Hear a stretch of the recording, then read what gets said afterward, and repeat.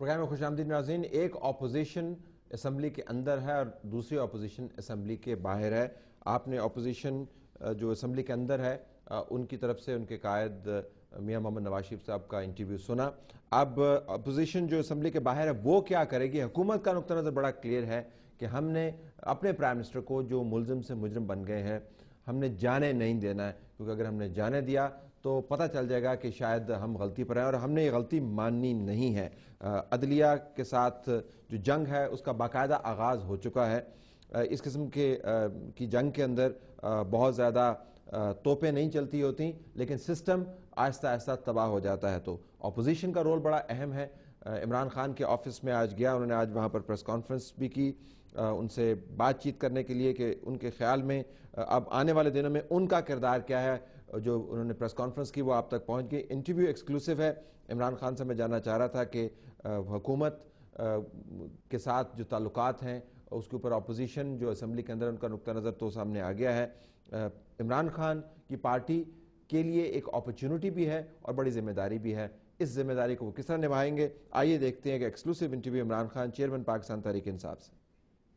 خان صاحب ذرا اپنی اسٹریٹجی کے بارے میں بتائیے گا کہ آپ نے ایک اپوزیشن کی طرف سے سونامی اسلام آباد، احتجاجی سونامی اسلام آباد میں، ذرا اس کی تفصیل بتائیے گا کہ اگر حکومت اسی سٹینس پر رہی عدلیہ کے حوالے سے تو یہ کس قسم کے پروٹیسٹ ہوں گے اسلام آباد؟ کیا کریں گے آپ؟ دیکھیں طلعت، حکومتیں جانے سے ڈیموکریسی نہیں ہوتی. اگر حکومت جاتی بھی ہے تو نئی الیکٹ ہو کے آ جاتی ہے.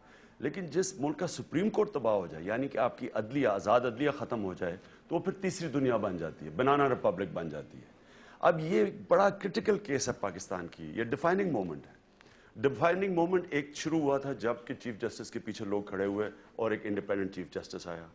اب وہ پہلی دفعہ پاکستان کی تاریخ میں ایک چیف جسٹس نے پہلی دفعہ ایک اتنا بڑا قدم اٹھایا کہ طاقتور کو قانون کے نیچے لے کے آیا. اب ایک پولیٹیکل، اس کو مافیا کہہ دیں، سٹیٹس کو کہہ دیں، جن کو اب خطرہ ہو گیا ہے کہ اگر ایک طاقتور آ گیا قانون کے نیچے تو ہم سارے مارے گئے. یہ سب اکٹھے ہو گئے ہیں اور انہوں نے جمہوریت کی آڑ لے کے اب اٹیک کر رہے ہیں سپریم کورٹ کو. ابھی ہم دیکھیں گے، انہوں نے اپیل کی ہے گورنمنٹ نے، تو لیگل پروسیس جب کمپلیٹ ہو جائے گا اس کے بعد ہم دیکھیں گے کہ کیا یہ گورنمنٹ ڈیفائی کرتی ہے. کیونکہ ایکچولی تو اب وزیر اعظم نہیں رہا، مجرم وزیر اعظم نہیں بن سکتا. اب یہ دیکھیں گے کہ کیا ان کا آگے لائے عمل ہے. اگر تو انہوں نے سب نے اس لیے اس خوف میں کہ اگر وزیر اعظم کی یہ آصف زرداری کے پیسے کے اوپر اب یہ وزیر اعظم جا رہا ہے، کیونکہ ایشو تو $65 ملین پڑے ہوئے ہیں جو سوئٹزرلینڈ میں، 500 کروڑ روپیہ عوام کا جو سوئٹزرلینڈ میں پڑا ہوا وہ ایشو ہے. ان کو یہ خطرہ یہ نہیں ہے کہ صرف آصف زرداری کی کوئی اس کی ان کو یہ اتنا پسند ہے یا اس کے لیے یہ نہیں ہو رہا. ان کو ڈر یہ ہے کہ اس کے بعد سب کی باریاں آ جائیں گی، اس لیے یہ سب اکٹھے ہیں. تو ہم نے عوام کو اکٹھا کرنا ہے. اور میں یہ جو سونامی مارچ کی بات کرتا ہوں، انشاءاللہ یہ میں دعویٰ کرتا ہوں آپ کے سامنے کہ اتنی بڑی پروٹیسٹ پاکستان کی تاریخ میں نہیں دیکھیں گے. کیونکہ مجھے پتہ ہے عوام ساری آج سپریم کورٹ کے ساتھ اس لیے کھڑی ہے، سب تنگ آ گئے ان کی چوریوں سے، کھل کے چوری کر رہے ہیں، کوئی پکڑنے والا نہیں، اوپر سے لے کے نیچے تک نظام. یعنی پاکستان کی تاریخ میں کبھی اتنی چوری نہیں ہوئی، جو کہ ٹرانسپیرنسی انٹرنیشنل نے کہا کہ 8,500 ارب کی 4 سال میں چوری ہوئی ہے. اب وہ پیسہ عوام پہ لگ جاتا تو آج یہ ہر دوسرے دن مہنگائی نہ ہوتی.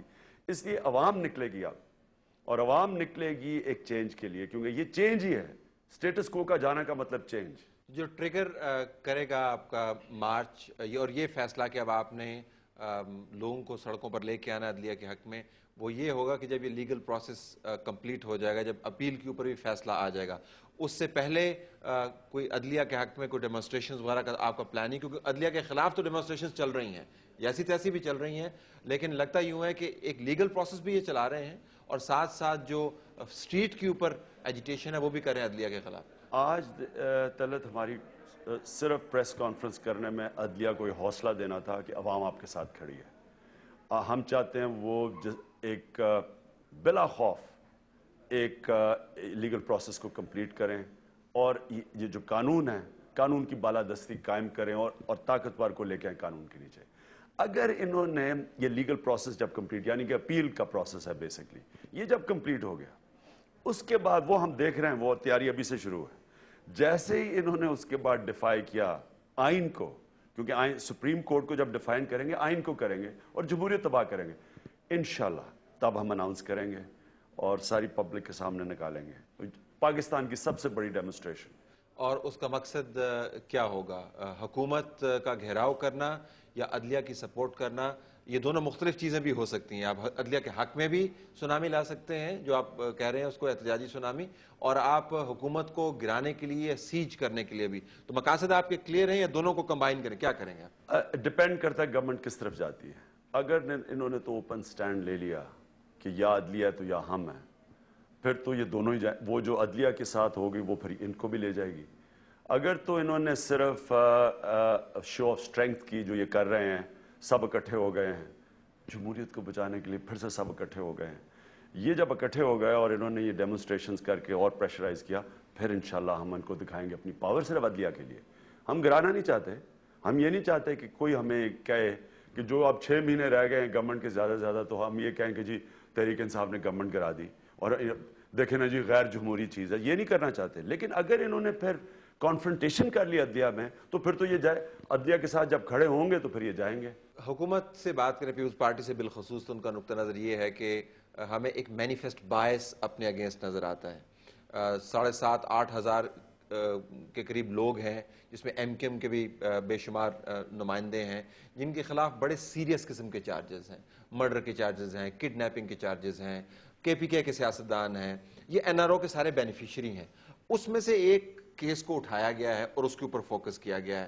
تو اگر تھوڑا سا بھی امپریشن عدلیہ ہمیں دے کہ ہم ایون ہینڈڈ ہیں، نواز شریف کی بھی مثال دیتے ہیں، تو عدلیہ کے خلاف جو پولیٹیکل ایجیٹیشن کو بنیاد بنا رہے ہیں وہ کہہ رہے ہیں کہ مینیفیسٹلی بائسڈ ہیں اگینسٹ پیپلز پارٹی. میں یہ کس کو ذمہ دار ٹھہراؤں؟ میں گورنمنٹ کو ذمہ دار ٹھہراتا ہوں. ذمہ داری لوگوں کو پروسیکیوٹ کرنا گورنمنٹ کی ہے. کتنی دفعہ رحمان ملک نے کہا ہے، کتنی دفعہ میں نے اسے سنا کہتے ہوئے جب تھوڑی سی وہ زیادہ شہباز شریف حبیب جالب بن جاتے ہیں اور نعرے مارتے ہیں یا نواز شریف کہتے ہیں سوئس کیسز، تو کتنی دفعہ رحمان ملک نے کہا ہے کہ آپ اپنے آپ میں رہیں کیونکہ ہمارے پاس سارے ثبوت ہیں آپ کے کرپشن کے، آپ کے باہر کتنی پراپرٹیز ہیں. اور میران بینک کے اس نے اوپنلی کہا کہ میران بینک کے میرے پاس سارے ثبوت پڑے. لیکن عمران ویسے ضمنی جملہ ویسا کمپلیٹ کیجیے گا، رحمان ملک کی باقی کتنی باتوں پر آپ یقین کرتے ہیں؟ میں اس کے اوپر آپ کیوں یقین کرتے ہیں؟ میں صرف ایک پوائنٹ کہہ رہا ہوں کہ یہ انٹیریئر منسٹر کہہ رہا ہے. یعنی اس کا مقصد کیا ہے کہ آپ نہ ہمیں چھیڑیں نہ ہم آپ کو چھیڑیں گے. اصل میں تو یہ مقصد ہے نا جی.